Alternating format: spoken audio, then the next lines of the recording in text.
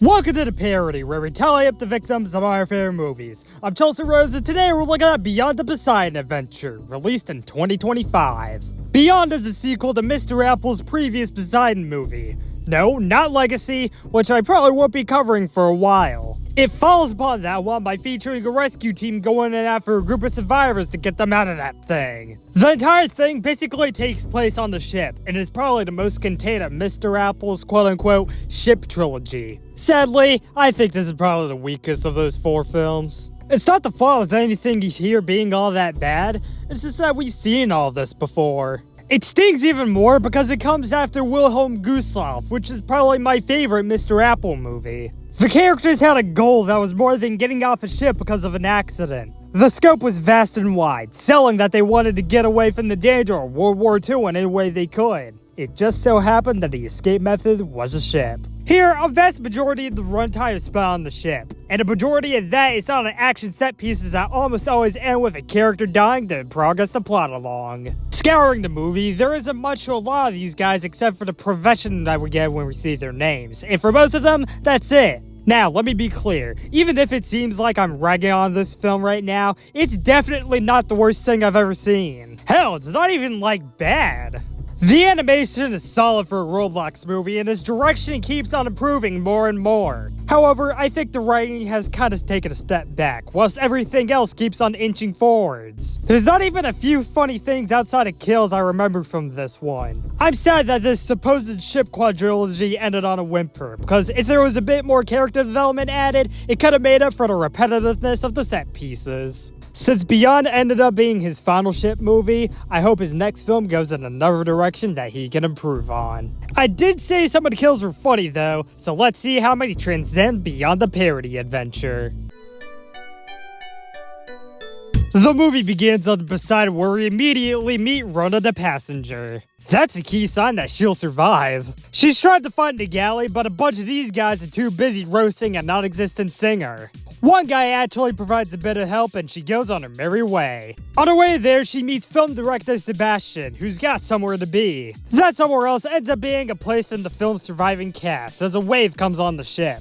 You get the joke by now, it's yet another shipwreck sequence. During it, I can count 40 kills, even if there's probably a lot of double counting. I'll assume they include a few people that are new to Sebastian, and those guys that were roasting that non-existent singer.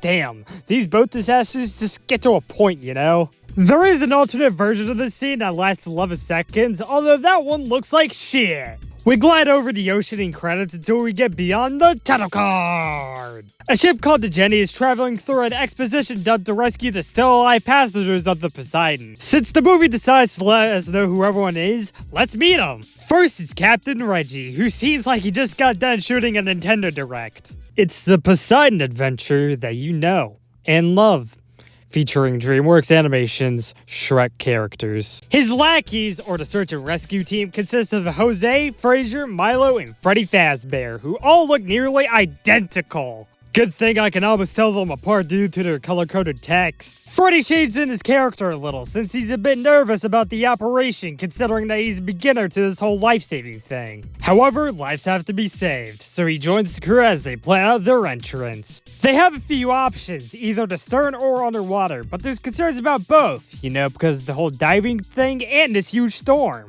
They sternly coast on the stern idea even when they go over to Reggie getting his body ready. The ship rocks over the waves hard, and they eventually capsize the ship, leaving the entire crew in the one place that one guy never wanted to be. They do eventually surface and swim over to the bottom of the ship.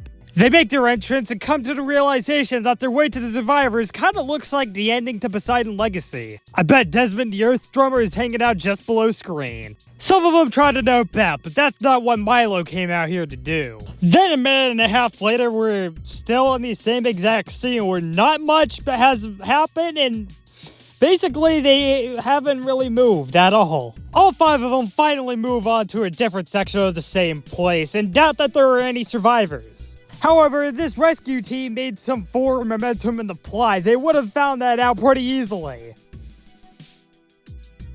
Gymnast Marion, Technician Evelyn, Passenger Steven, another passenger named Morgan, College student Lyndon, And finally, musician Francis and writer Warren. And outside of that, Rhoda and Sebastian survived. Meanwhile, the boys start climbing on this pipe's giant hole. Then they get to a crazy little ladder portion that they should have just went across in like 5 seconds flat. Because, yeah, just tweak some of the set pieces and replace those with character development, and that could actually justify the 100-minute running time. However, after that guy just did the valve thing you saw, it starts moving on its own, which shouldn't be happening. It gets incredibly gassy in there, and he tries to mess with the valve more, only for it to stop for a little bit. Everyone successfully makes it past that point except for Jose. The gas makes him go off balance and kills him as he falls down this bottomless pit. Also, that body is the one of Linda, someone from the first Poseidon movie, which I said I wouldn't be covering for a little while longer, so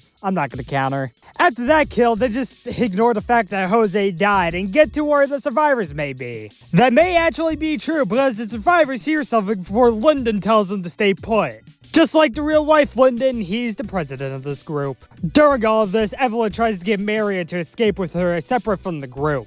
Everyone else completely ignores them because Lyndon has his sights set on Rhoda and Sebastian. And that's only because they're just 2 extra survivors of the disaster. However, that's when the search and rescue team meets up with them. Down the halls of the ship, they immediately discover a roadblock, a giant hole. Also, yes, I did see those charred bodies, but since I can add them when I get to just the Poseidon movie, I won't be adding them to the list. And at the bottom of that hole, it seems, pretty deadly. As Lyndon tries to make everybody kill themselves, Morgan and Warren have decided to split off. They tried to go out the same way the rescue team came in, but quickly realized that that way would be impossible. Meanwhile, the main group is trying to maneuver the ladder across the hole. As we get another slow as fuck set piece, the radio tells us that there's a violent tropical cyclone going on in the area. And sure enough, outside, it's causing houses to spontaneously combust. Even worse is that it spreads a fire on board that causes an underwater explosion. It causes a lot of things to go sideways during their escape. That includes a table that crushes Steven to death. Kinda forgot he was here for a second. However, what that explosion did do was create a nice little bit of tension with the ladder constantly shifting across the hall.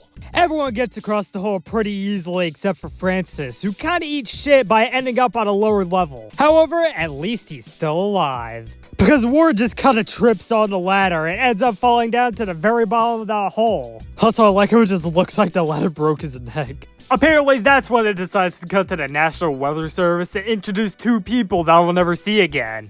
The remaining survivors get a little rest when they find the bitchin' main party room. I don't actually know what this room is called, but like, we can just go with that. It gives Reggie the opportunity to figure out that they're just gonna have to wing a way out of there.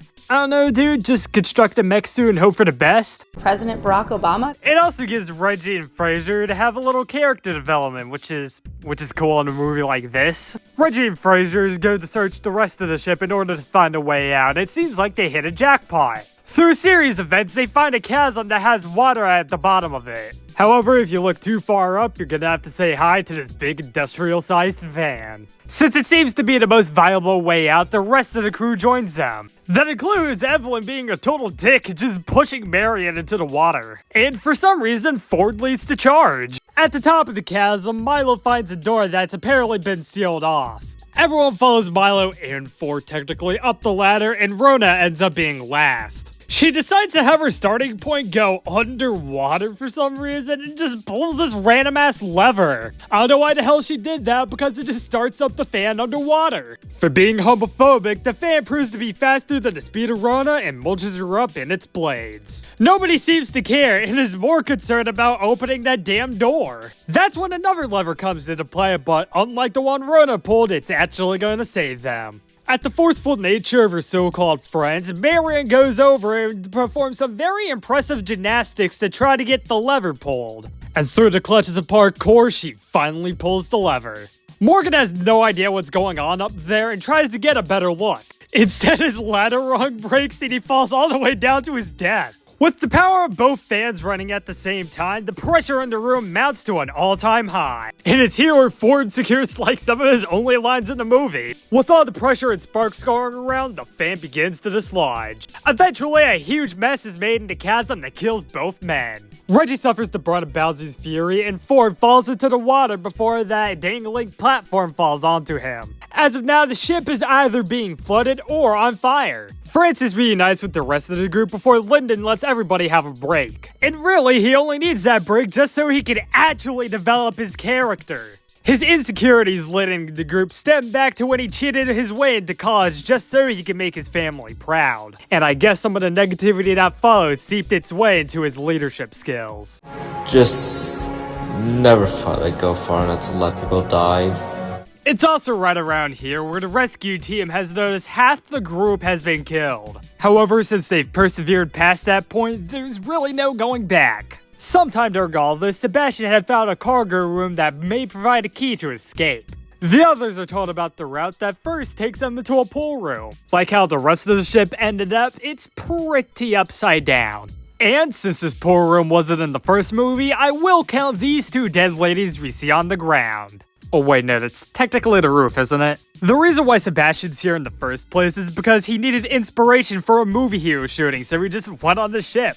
Little did you know that inspiration would lead to him getting crushed. Seeing his death gives Francis a good idea. By using that life ring on the ground, they can fit a person in it and get everyone up to a higher level. They throw it up, and an animation had to be cut short because the longer version looked like shit. One by one, in a kinda slow sequence, everyone makes it up. As the water fills up the pool, Freddy runs away from the rest of the group. Turns out he doesn't really care because he was never supposed to be with these guys in the first place, according to him at least. However, he quickly changes his mind when another flood enters the room.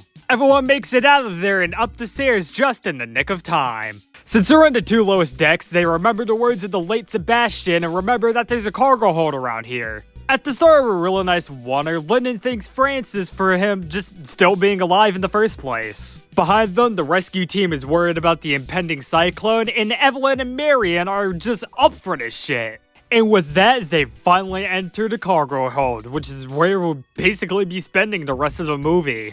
Milo says they just need to find a way out, and Freddy interprets that as just himself. Well, that is after he's called a gaslighter. Even though at the beginning of the movie he was just portrayed as a nervous rescue worker, now he's kinda just gone off the deep end. To make sure nothing stupid happens, Milo goes down and intervenes, which Freddy doesn't like. In order to cover as much ground as possible to find an escape, they decide to split up. Francis and Fraser decide to go down with the other rescue workers, and the remaining 3 survivors go together. It's a whole lot of nothing for a bit until Francis is caught being with the other group. See, that's why they always say splitting up in horror movies is a dumb idea. It gets extra proven as Francis says he gets stuck inside this very narrow space. He ends up getting out of that burning orange container only to start hanging off a ton of stuff. He's able to climb his way to safety as the place he was at just gets destroyed. Oh my god. Almost ended up like Carter in Final Destination. Meanwhile, Marion's just hanging on for dear life. Kinda shockingly, Evelyn comes over to her friend's side, even though she's kind of been berating her this entire movie. Conveniently for Marion, that container falls into that fire that she definitely would have just fallen into. Both of them end up in the water, but Evelyn had a nastier fall than Marion did, so she can't really move. Marion's bewildered because she's basically always been by her side, and that's only for one reason. Evelyn called her stupid. And that's when she finally decides to take all that stuff back. At least she did so in her final moments, as Evelyn is soon crushed by one of the walkways. Lyndon soon gets to Marion, and the two of them run off. Still, this late into the movie, they don't really know where to get out from in the cargo hold. And also, where's Evelyn? Oh, Freddy already knows. Huh. However, they're trying to find something they can use to get out, and the camera pans over to a tank full of propane accessories. So basically, when they find a way over there, they're gonna make the walls of the ship go boom. While Lyndon and Marion crawl under a truck, and the rescue boys just do some ziplining, a group of 2 in a helicopter comes in to rescue them. Since they can't get boats out in weather like this, they have to make a landing on the ship by themselves. However, the storm makes them lose all sorts of focus and they eventually have to call on the boats. Glad they bought that plot device off of Amazon because they just crash into the side of the ship as a result of the storm. The rescue team gets over to the container of propane and Milo decides to go in since he has like nothing better to do. Lyndon catches up to the rescue team and we learn that Freddy went into the propane container with Milo, which is not exactly a good sign. He went inside to intercept Milo from getting the propane so he can save their asses? So, yep, Freddy's basically the main antagonist of the movie, even though that was not necessarily built up at all and we never really got any readings from that at the beginning. Hell, I thought it would have been Lyndon, but he just ended up being a completely normal dude. Instead, it's Frederick Fazbear, who complains about Fraser not being a good leader at all because of the amount of people that died under him. However, all of Freddy's complaining makes Milo reminisce about the good old days at Nintendo that ended in 2019. I guess Reggie's body was truly ready for whatever came at him. Since all Freddy did was complain and become a villain, Milo pushes him further into the container. That doesn't stop Freddy from trying to escape the container, however, he just falls over. Milo has enough strength to push a propane tank off the container because if he's going down, Freddy's going down with him. Milo's panicking while Freddy's being a selfish trooper up until the very end. The container falls into the fire below, causing a giant explosion that gives everybody enough panic to get the hell out of there. And oh yeah, I also killed Milo and Freddy. Using a lit stick or whatever, Francis makes use of that tank of propane and throws the stick at it. Everyone runs away as it causes yet another giant explosion, this one putting a hole in the side of the ship. That means they can finally escape, although one last obstacle is that they're gonna have to jump into the water below. One by one, they jump off until all of them are in the water. Thankfully, one of those newfangled rescue boats was moving right by where they were, so they're able to swim to it in record time. That's not before another explosion does quite the number on the Poseidon. Although it seems hopeful for everyone else, Fraser is devastated since he basically thinks it's his fault that Milo and Freddy are dead, but more so Milo. I'm sorry, Milo. The very small group of survivors is sailed off to safety as the movie ends with the Poseidon sinking to the bottom of the ocean. How many people went up and beyond to make sure they were one of the casualties of the Poseidon? Let's find out and get to the numbers. 55 people died in Beyond the Poseidon adventure. The victims consisted of 27 men and 28 women, giving us the first ever Mr. Apple movie with more dead ladies than dudes. Even then, this is still the least deadly Mr. Apple movie. Come on, man. Man up to Poseidon Legacy. With a runtime of 98 minutes, that lets us kill on average every 1.78 minutes. I'll give Amethyst Flamethrower to Warren because the physics of that death are just kind of funny to me. Broken Pistol will go to the Pool Room ladies because they probably shouldn't have even have counted, but like, we never saw that pool room in the previous movie, so I kinda had to. And that's it. Beyond the Poseidon Adventure was released in 2025 and is Mr. Apple's latest and final ship movie. He took a little break from making movies, but he seems to be coming back with something soon. Whatever it is, I can't wait to cover on the parody. Until then, I'm Chelsea Rose, and this has been, well, the parody. Man, that's the first time I've said that inside. Thanks a lot for watching this parody. I'm sorry for not uploading anything else in September, but I kind of really didn't have the motivation to do parody stuff because I was too busy working on the script for an episode of my show Mansion Battle, you know? And now I'm kind of unmotivated to work on that script, but for kind of completely different reasons, lol. In a little bit, you're getting your next hour-long parody with the Roblox Ragdoll Show Season 3, but then after that, you're getting the parody's first game. Thanks for gaming, and thanks for watching.